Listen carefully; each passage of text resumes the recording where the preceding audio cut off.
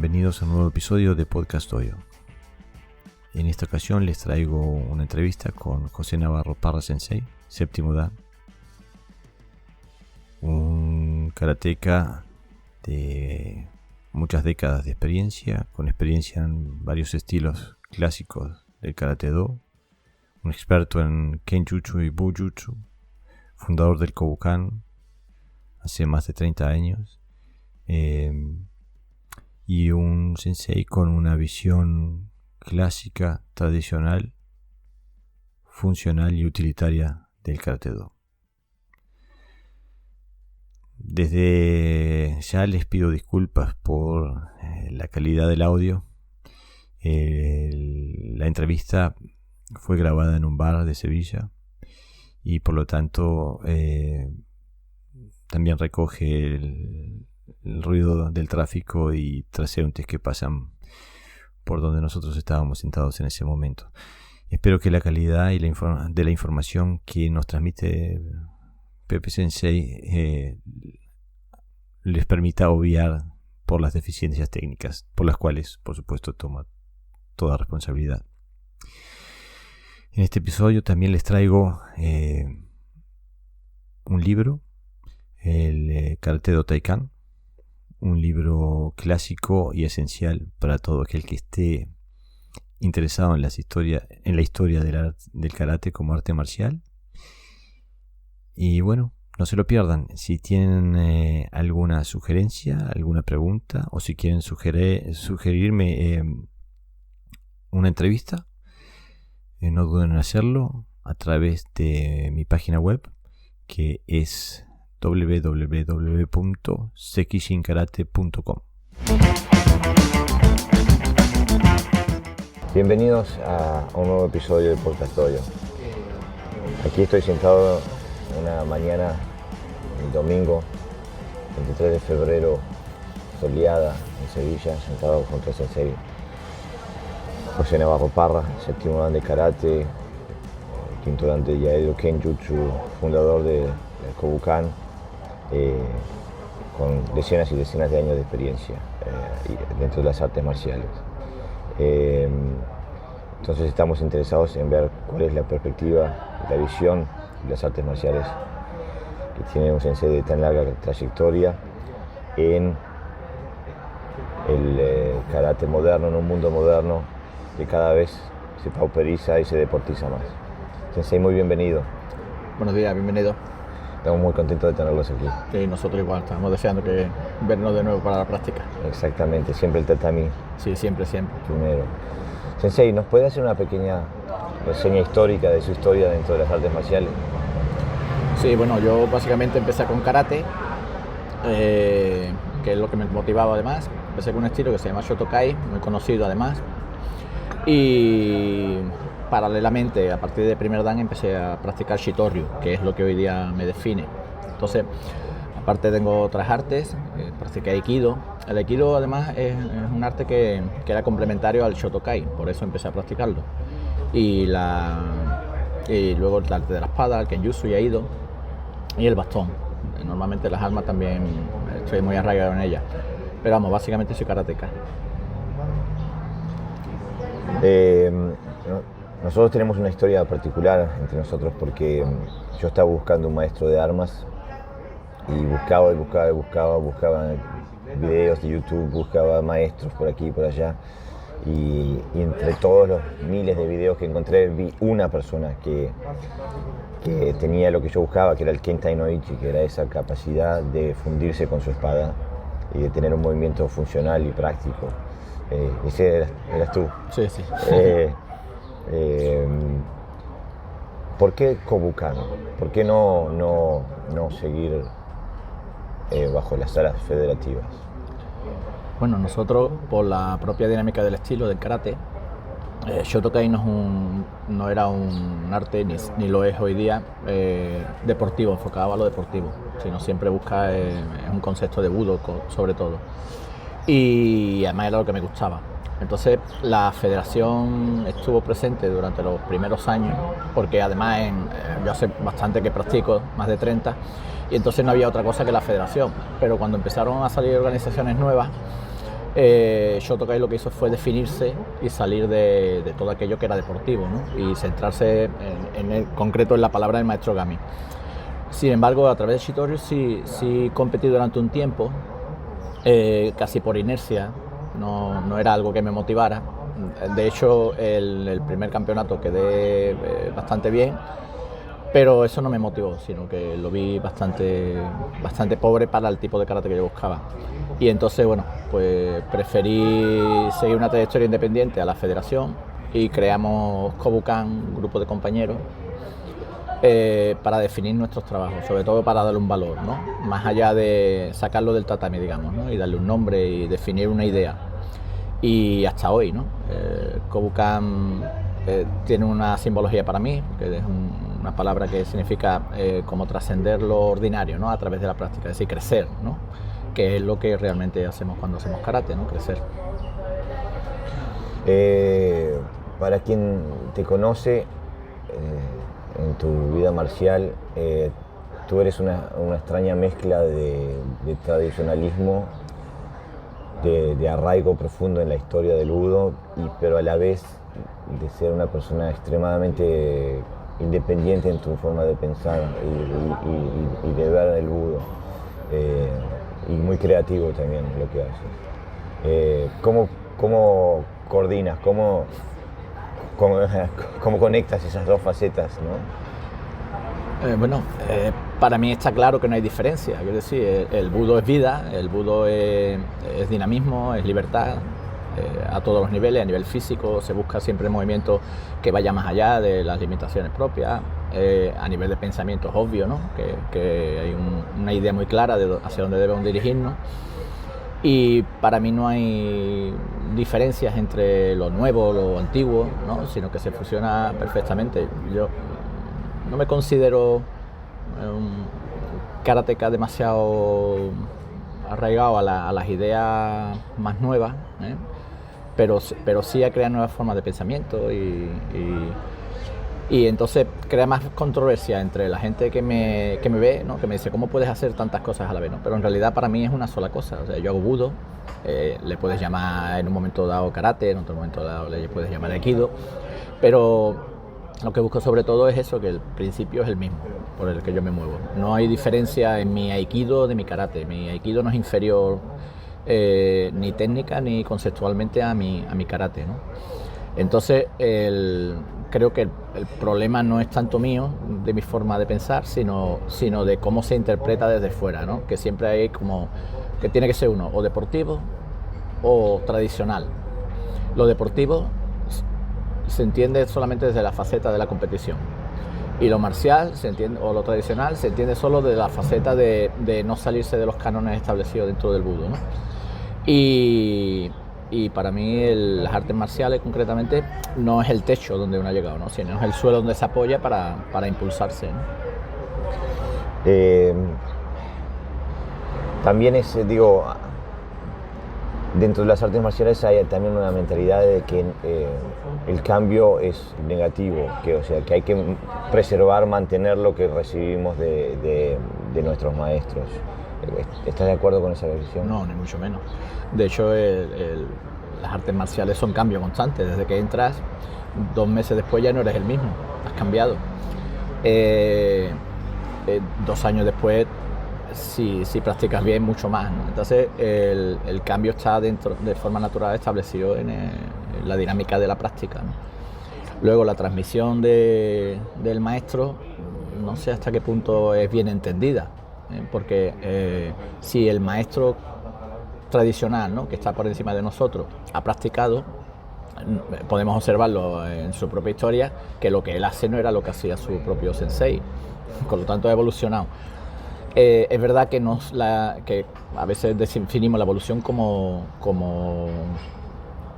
cambio drástico, ¿no? Pero la evolución simplemente es como reinterpretar, ¿no? Porque cada uno somos diferentes. Entonces mi karate tiene una raíz, que ahí es donde yo creo que está la tradición, en esa raíz, pero que es una raíz que tiene que dar sus frutos, ¿no? Porque si no, al final se queda todo como muy, muy plano y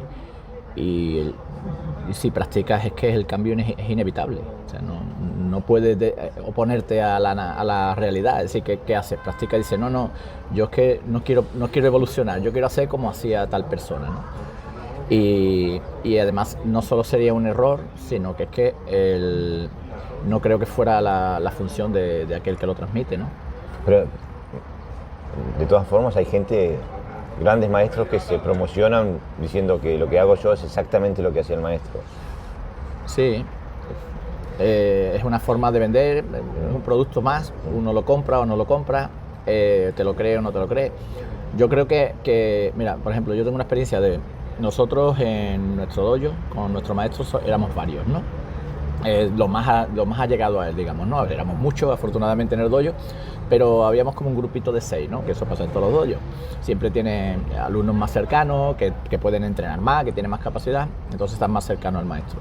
Bueno, pues ninguno de los 6 interpretamos igual las enseñanzas del sensei, ¿no? Entonces, ¿quién es el que hace el karate verdadero de él?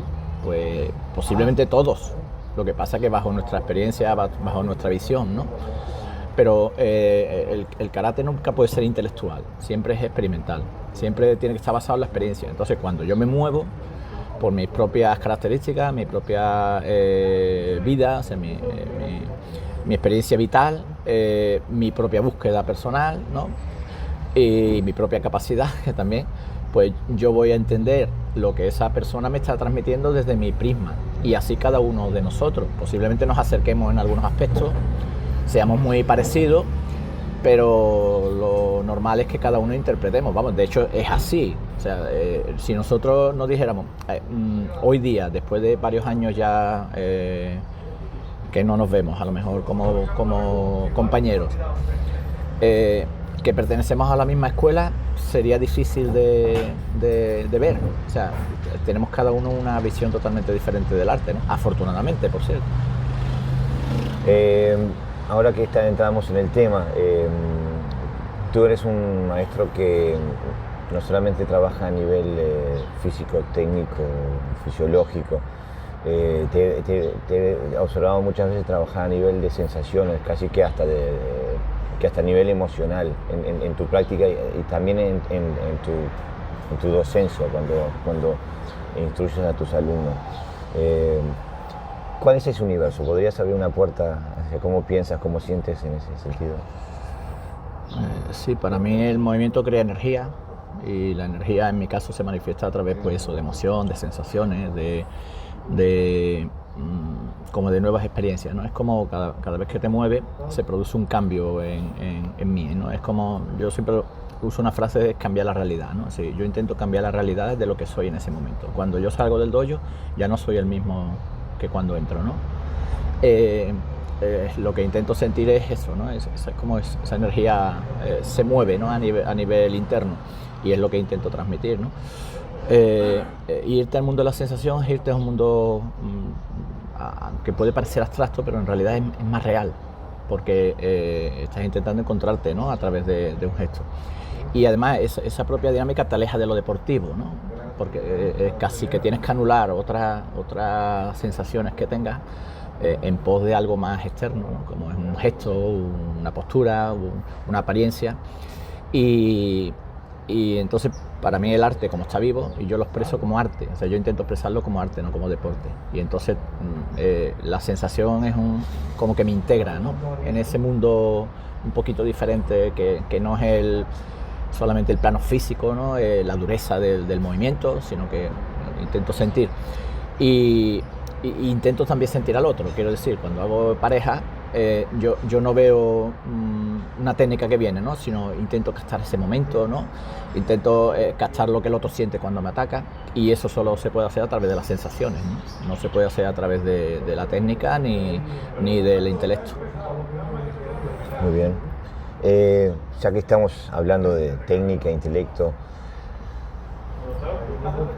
hay como, en este momento en el mundo del karate hay como dos bandos, ¿no? Un bando competitivo, deportista, que tiene atletas de gran envergadura. O sea, hay competidores que podrían haber sido estrellas en cualquier deporte, de altísimo nivel. Y tenemos también otro bando, quizás más pequeño, que intenta recuperar, volver a una marcialidad, volver a los orígenes, pero desde una perspectiva moderna, ¿no? ¿Dónde ¿Cuál es tu lugar? ¿Dónde te colocarías tú? Obviamente lo deportivo no. Comprendiendo que es verdad lo que dicen, ¿no? Que son atletas, que son referencias a lo mejor para mucha gente, que todo eso necesita una disciplina.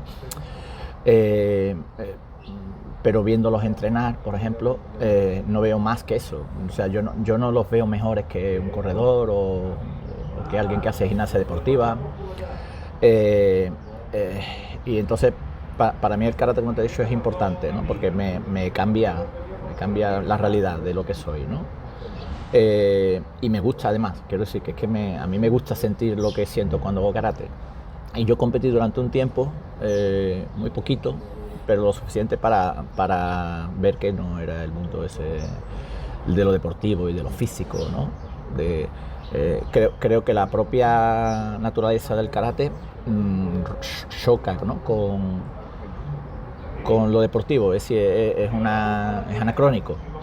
Es decir, cuando yo me alimento, depende de la comida que tome, mi cuerpo va a reaccionar de una manera diferente, ¿no? Entonces, cuando yo hago una actividad que está diseñada para ir a un sitio, pero las fuerzas para ir a otro, no veo que tenga eso mucho futuro, a pesar de que lo parece, ¿no? Evidentemente lo superficial siempre atrae más que lo profundo, ¿no? Pero no es un rechazo por esa dicotomía de o deportivo o tradicional, ¿no? Sino es que mi propia práctica me ha llevado a un lugar y me ha alejado de otro, ¿no? Mi experiencia me dice que el objetivo del entrenamiento requiere y exige metodologías específicas y desarrollos tácticos específicos. O sea, si yo quiero ganar cumpliendo los requisitos de las reglas que dan la WKF, etcétera, tengo que tener un entrenamiento específico, o sea, que me potencie para poder ganar bajo esas condiciones, y que esas condiciones, esas estrategias, esas metodologías no son las mismas que hay que un sistema marcial exige, son distintas cualidades, ¿no? Y eso nos lleva también, digo, ¿cuál es el papel del kata? Porque aquí tenemos campeones mundiales de kata. ¿Te parece, cómo ves todo el sistema de usar el kata en un sistema marcial o a diferencia de en un ámbito deportivo? ¿Qué papel juega el kata? Bueno, es verdad que hay campeones mundiales de kata, pero no consideraría yo katas de karate, lo que hacen. De hecho, hablando con algunos compañeros que también llevan mucho tiempo y tienen experiencia y han competido, ellos incluso apostarían por crear katas específicos de competición. Porque lo que hacen es coger algo que tiene, como decíamos antes, ¿no? Una visión puramente marcial, cada movimiento tiene un sentido marcial, que puede ser defensa, de ataque, y lo convierten en un gesto, ¿no? Entonces van desvirtuando totalmente la kata en su origen, ¿no?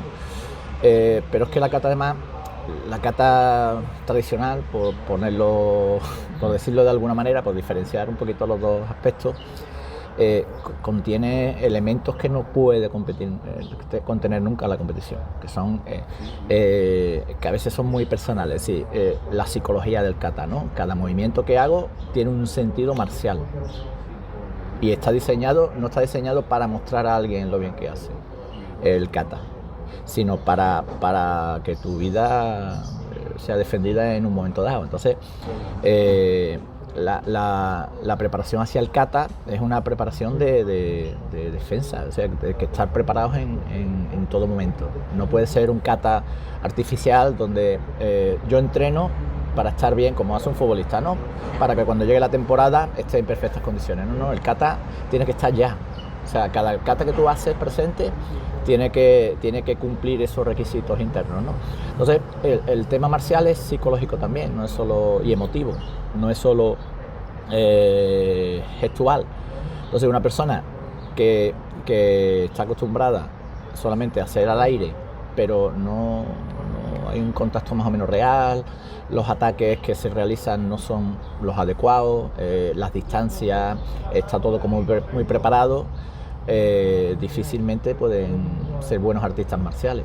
Posiblemente sí buenos deportistas, pero artistas marciales no pueden ser, porque la kata engloba todo el conocimiento de generación en generación.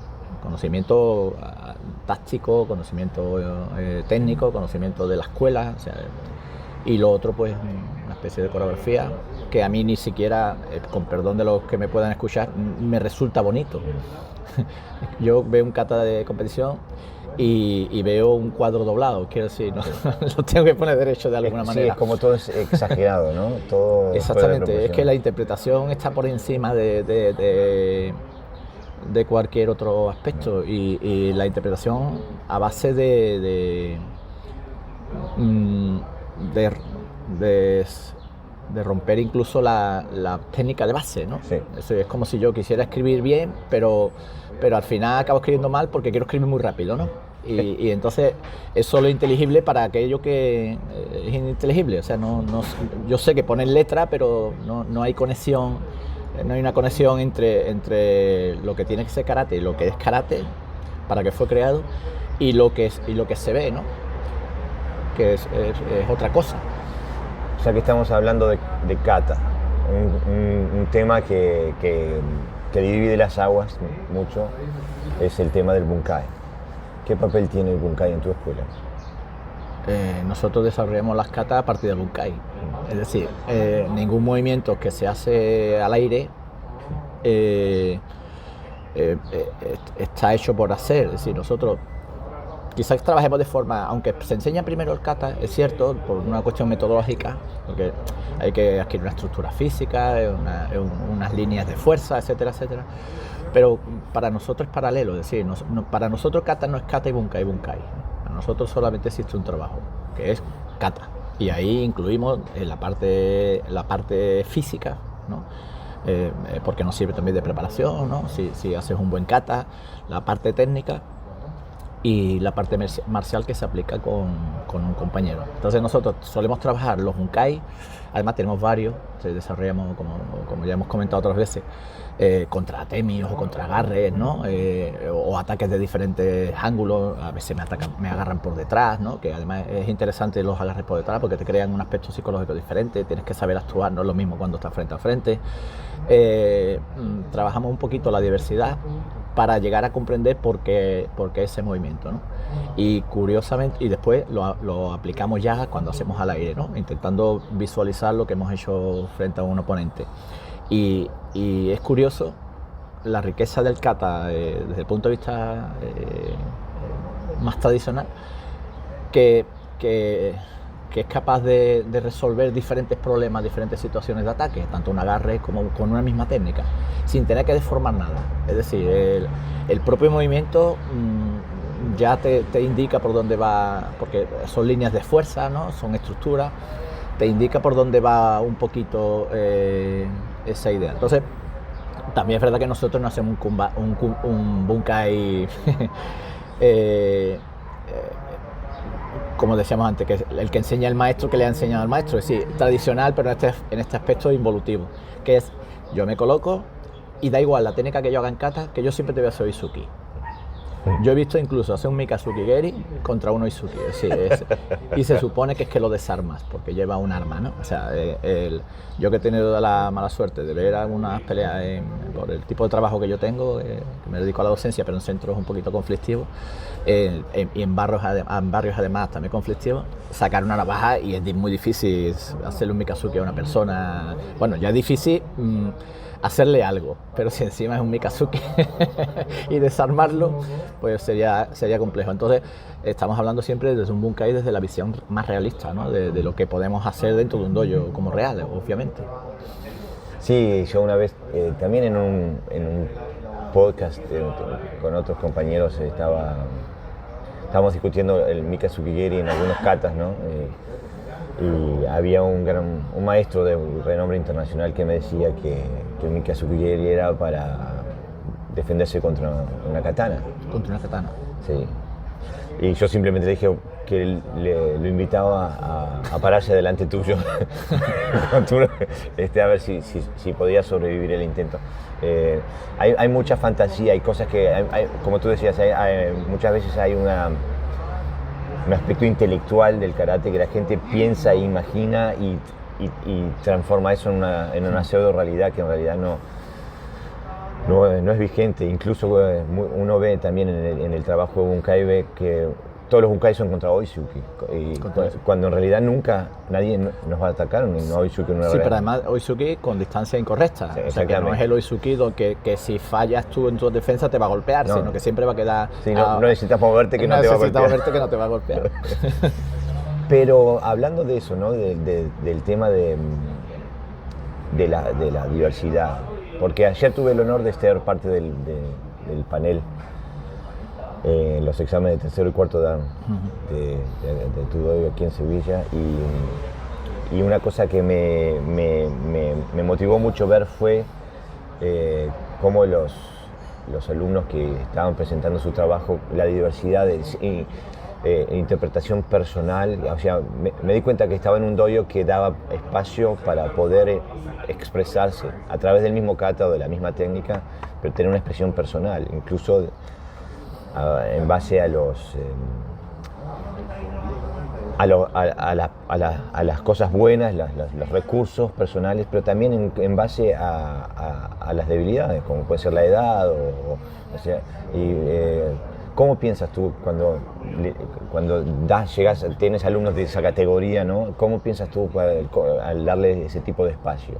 Porque en otros lugares siempre un kata debe ser hecho de una forma, punto. Y si no la puedes hacer, no puedes examinarte. O si tienes otras virtudes, no tienen lugar en esto, ¿no? Hombre, mi obligación como transmisor, en este caso como docente, es intentar que el alumno, independientemente de sus características, llegue a lo más, sea capaz de desarrollar su karate, que para eso viene. Él no viene para imitar a un compañero. La competencia personal que tenga entre ellos, que me parece sana, uy, qué alta levanta la pierna, eso yo quiero también, ¿no? Eso es lícito y además para mí incluso aconsejable, ¿no? Donde un compañero tenga referencias de otros compañeros al que admira o ve que ha conseguido cosas que él todavía no tiene, ¿no? Para mí eso además forma parte de la dinámica del dojo. Pero el karate lo hacen personas, no lo hacemos robots. O sea, mi escuela no es una escuela donde todo el mundo hace igual, porque la forma externa es solo un vehículo que yo utilizo para llegar a determinados sitios. Entonces, querer que todo el mundo exprese la forma tal como está establecida en el estilo Shitoryu, no se puede, te lleva al fracaso. Es decir, un equipo de fútbol es bueno porque cada uno de sus elementos son diferentes. Uno es creativo, otro es destructor, otro es inteligente, otro se sabe colocar, otro es un portero, ¿no? Es decir, y el entrenador, si es buen entrenador, lo que procura es que sacar los mayores beneficios de las características personales, no solo internas, sino externas de esos jugadores, ¿no? Entonces, para mí, donde yo he visto dojos planos, ¿no? Que yo le llamo, ¿no? Donde el centímetro del suki es más importante que el suki en sí mismo, donde coloco el puño es más importante de la función del puño, queda bonito de cara al espectador, parece incluso que hay cohesión, ¿no? Dentro del dojo, pero no deja expresar el movimiento libre, ¿no? Entonces mis alumnos afortunadamente no son ninguno iguales. De hecho, ni en edad, ni en peso, ni en experiencia personal, ni en nada. Entonces, para nosotros es más importante, para mí es más importante, y para ellos, que por eso viene, es expresar el principio universal del movimiento. Y el principio universal del movimiento significa que es universal, no puede ser plano, sino que una persona es capaz de expresar una emoción llorando y otro riéndose, y sin embargo sienten lo mismo. Es decir, están los dos contentos, pero uno llora y el otro ríe, ¿no? Y dice, no, pero es que tiene que reírse todo el mundo, ¿no? Ahí el corazón es el que manda, ¿no? Entonces, para mí el karate es algo vivo. El estilo es solo, como decíamos antes, ¿no? Es solo un suelo donde yo me apoyo para ver dónde me lleva, ¿no? Pero no es la meta. Para mí Shitoryu es solo el inicio de algo, pero no es el fin. O sea, yo no pretendo que parecernos a los que hacen en Japón de la Dento, como pasa en otros estilos, ¿no? Y a veces un poco crítico, Shotokan, ¿no? Tú eres Shotokan porque hace tal. Y entonces lo demás no importa, ¿no? O sea, da igual que te lesiones las rodillas, ¿no? Da igual que te lesiones las caderas con esa brutalidad de gestos. Pero es que nosotros hacemos así, ¿no? ¿Sabes? El karate es libertad, sobre todo es libertad de expresión. Lo que no permito es que se haga mal. Es decir, si el movimiento es correcto y está estructurado, la técnica para mí es perfecta. Y si encima lo sabe expresar, perfecto. Pero no lo mido en milímetros, ¿no? Ni en posiciones, pues, si tenemos el pie de atrás recto, si la cadera está totalmente orientada, sino siente, ¿no? Sobre todo siente. Tú tienes un dojo maduro, de más de 30 años, casi 35 años, sí. Y siempre has mantenido una actividad infantil también. Uh-huh. ¿Cuál es el papel del karate infantil? Hoy en día es curioso como los patrones sociales que se van creando durante la propia evolución social van condicionando un poquito el tipo de karate que tienes que hacer en tu dojo, ¿no? Con los niños, ¿no? Incluso hoy día se tiene que filmar para hacer una foto, no le puedes decir determinadas palabras, ¿no? Independientemente de que lo consideremos bien o mal, ¿no? Quiero decir, te condiciona toda la enseñanza infantil, ¿no? Por lo menos aquí en España, ¿no? Que es donde yo tengo experiencia. Porque entonces casi te obligan, ¿no? a la propia educación que estamos sufriendo en España es competitiva, es decir, si sacas un 10 es mejor que si sacas un 8, está sometida a constantes enfrentamientos, ¿no? Y podemos caer en el error de llevar a los niños para motivarlos a terrenos que son resbaladizos, ¿no? Porque la motivación que tiene un maestro no es la motivación que tiene un niño y posiblemente tampoco la familia que lo trae. Entonces a mí me traen niños de todo tipo, porque son nerviosos. Hoy día casi todos, porque son desconcentrados, ¿no? Todo el mundo es desconcentrado a determinada edad. El problema es que tengas 40 años y sigas desconcentrado. Entonces tendría que venir el padre a hacer karate y no el niño. Pero se da la curiosidad que por la propia dinámica que yo llevo, nosotros no competimos.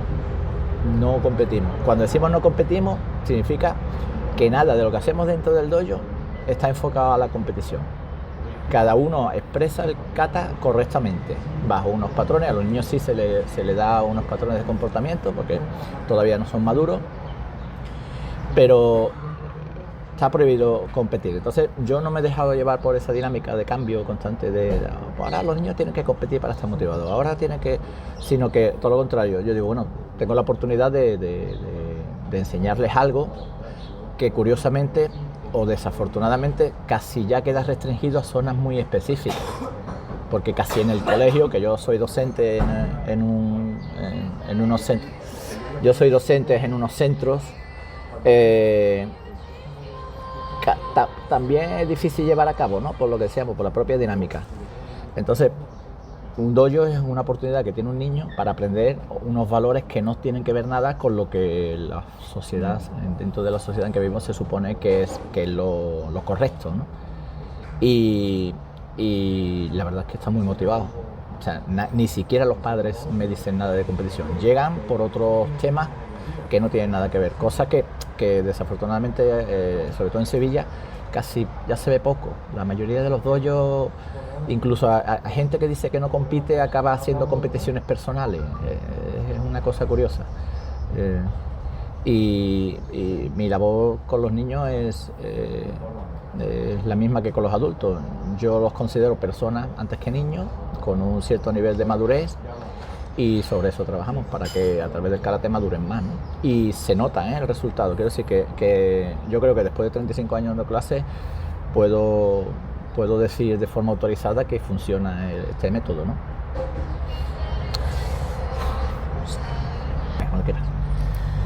Sensei, A la ligera nombramos de que tu papá, más allá de trabajar, que tu base sea el karate, que tienes muchas décadas de trabajo en el karate, también trabajas con armas clásicas, ¿no? El Kenjutsu, y trabajas también, tienes un trabajo muy personal y muy profundo con el Bojutsu.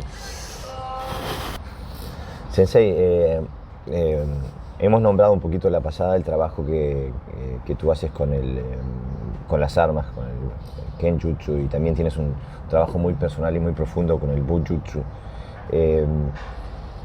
¿Cuál es el papel de las armas? ¿Por qué ese estudio tan profundo en las armas? Yo me sorprendí porque las descubrí casi de forma un poquito de suerte, digamos. Un día fui a una práctica donde se daba Bojutsu, un maestro que yo tuve de Aikido muy bueno, empezó a trabajar con el Bo, y cuando cogí el arma, más allá de mi falta técnica en ese momento, me empezó a dar como información. Y los conceptos que yo escuchaba en las armas, es que eran los que hacemos en karate, pero no estaban intelectualizados. Es que o hacías eso o el riesgo de que te golpeara un bastón era claro. Entonces, a partir de ahí empecé a investigar un poquito sobre las armas, bajo las limitaciones que había en ese momento, estoy hablando de hace años, porque había mucha limitación de información. Ahora tenemos todo internet y lo conseguimos rápido, pero en aquella época tenías que pedir libros a Estados Unidos, cosas así, ¿no? Tenías que gastarte el dinero. Lo poco que pude recaudar, dijo, bueno, es que esto no es solo, no es incompatible con las artes de manos vacías, sino que es que yo creo que conceptualmente las manos vacías deberían de nutrirse del concepto de trabajo de armas, ¿no? Me atrajo más su aspecto táctico y funcional que la estética, ¿no?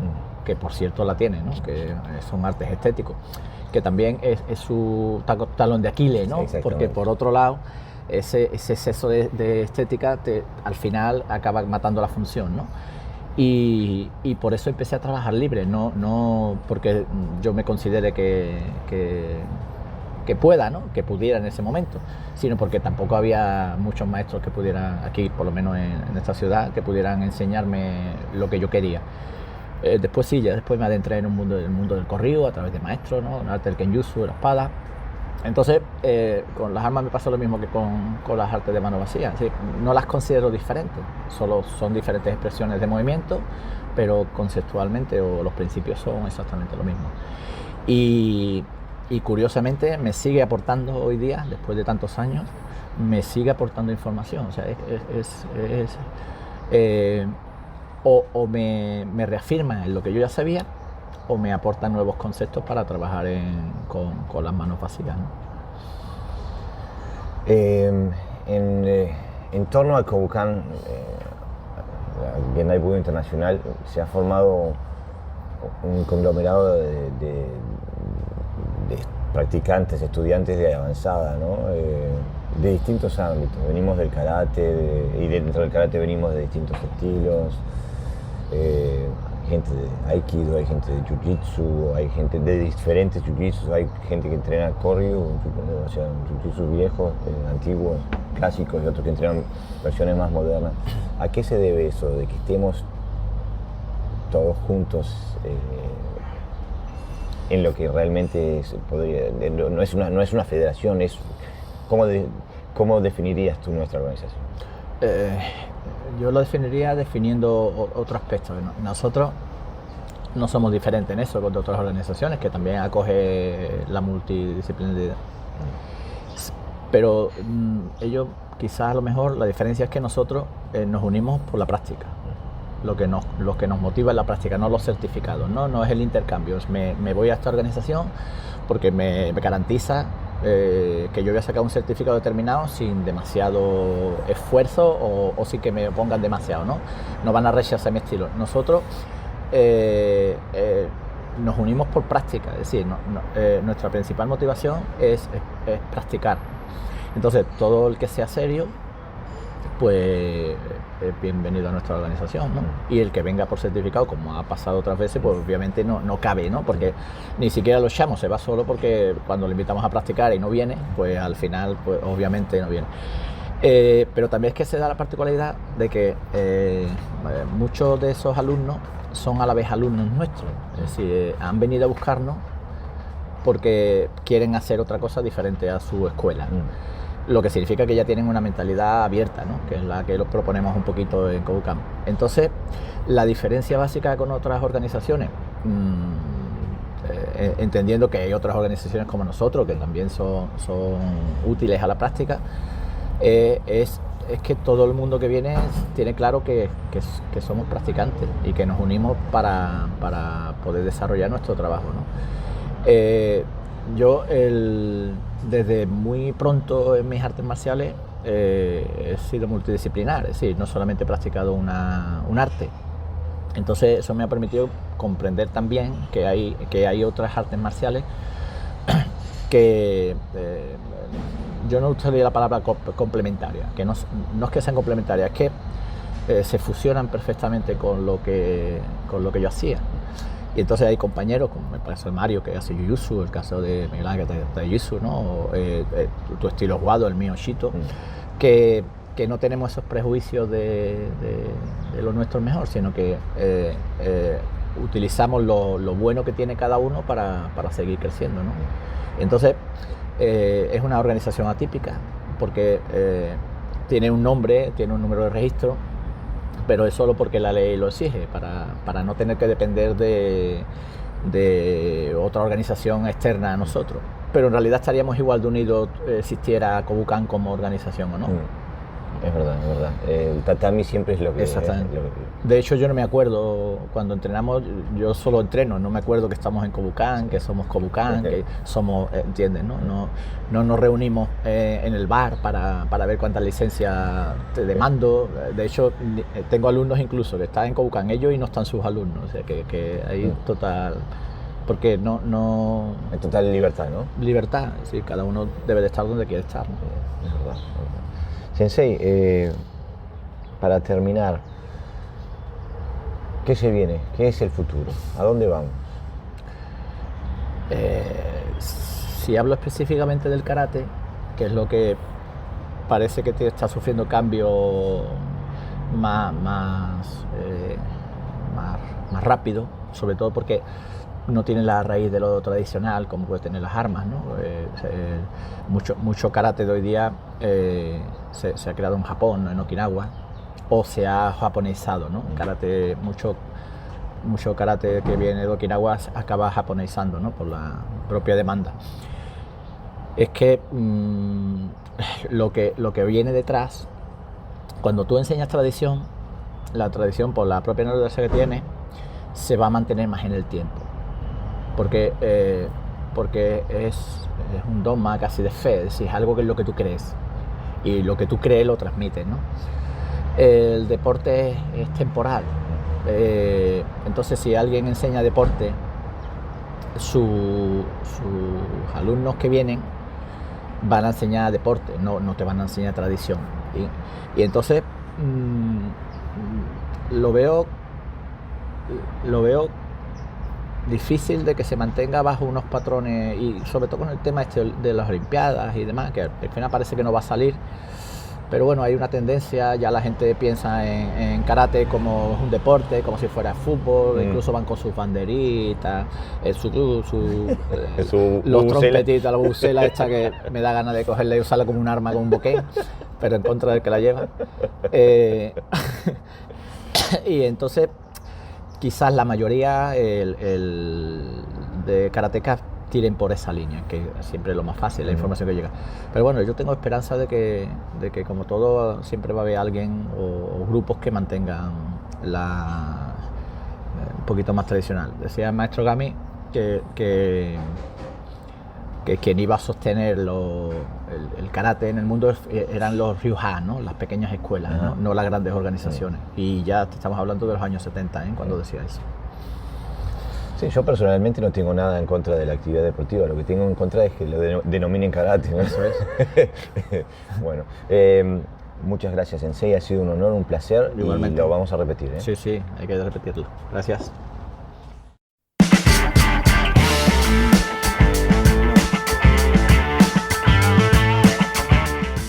En este episodio hablaremos sobre un libro editado en 1938 que se llama Karate-do Taikan.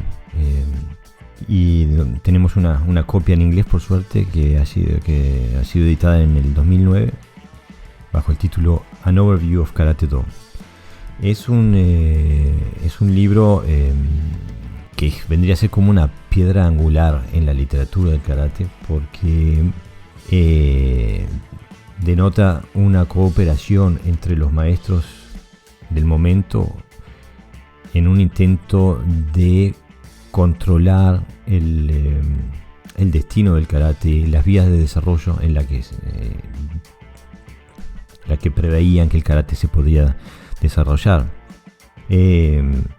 La lista de autores que están en el libro es una lista de los maestros clásicos del Karate-do. Están Shinpan Shiroma, Chomo Hanashiro, Ken Wamaguni, Hironori Otsuka, Isshin Funakoshi, Shinken Taira. El que salta a la vista ahí, que no concuerda con el resto, es Hironori Otsuka, el fundador del Wado Ryu, que hablaremos un poquito más adelante, un poquito más tarde en el episodio. Pero el resto son maestros de Okinawa-te clásico, ¿no? El libro está compuesto por una serie de demostraciones, por así decirlo, de kata clásicos, de karate, de bo también. Lo más interesante del libro es que hay un artículo en la que se describe una reunión entre los maestros